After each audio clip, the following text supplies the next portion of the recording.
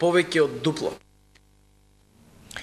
Против сиромаштијата, но и осаменоста се обидува да се избори 20-годишната студентка по биохемија Марина Подигачовска. Без родители, со својот дедо, живее во мизерни услови во прилепското село Долгаец, но успева редовно да ги дава испитите на факултетот во Битола. Најмачни се летата, кога во селото нема ниту со кого да поразговара. 20-годишната Марина Подигачовска има многу поинаков живот од нејзините колеги на биотехничкиот факултет во Битола. Живее во прилепското село Долгаец и пред 4 години останала без родители, па сега живее само со дедој. Од државата добива 5900 денари и со нив го плаќа студирањето. Не се жали толку на сиромаштијата, вели се снаоѓа за да преживее. Најмногу и тежи осаменоста. Вели дека и недостига родителски, но и стручен совет во одредени моменти. Но освен првиот пат, кога дошле да ги утврдат условите за живот, социјалните работници досега не покажале интерес. Да си искажеш треба на некој нешто, да му кажеш што чувствуваш се.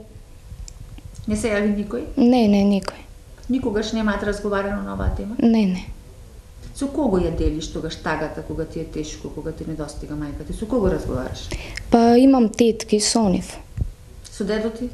И со дедо помалку. Летово го минува во трошната куќа во селото, во малата соба, каде наместо под и тепих гази на земја. Делови од таванот може секој момент да паднат.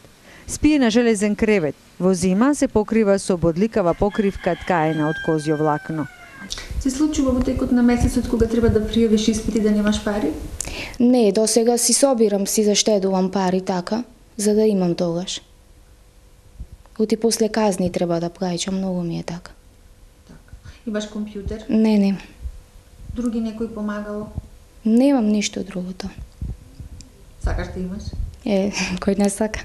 За да ги намали трошоците за живот, таа патува со воз, но пругата доаѓа само до соседното село Слепче. Ја патувам со возот, то ми е 90 денари ми е картата, ама после Слепче, например, немам превоз навака, треба некој да ме пречека и сега ако ме пречекува по 300 денари ми земаат.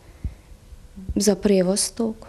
Се случува да пешачиш? Да, се случува. Колку време треба да пешачиш? Сат и пол толку. Во лето жешко не се доодува, далеко е многу, во зима снег има.